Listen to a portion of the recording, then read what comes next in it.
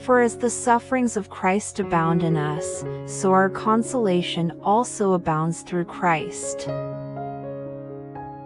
But the Helper, the Holy Spirit, whom the Father will send in my name, he will teach you all things, and bring to your remembrance all things that I said to you. He who eats my flesh and drinks my blood abides in me, and I in him.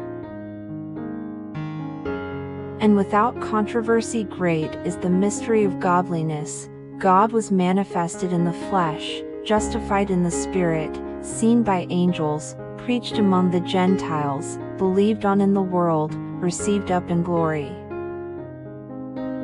But the free gift is not like the offense.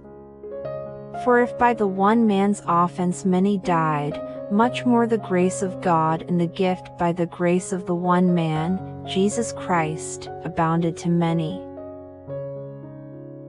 On the last day, that great day of the feast, Jesus stood and cried out, saying, If anyone thirsts, let him come to me and drink.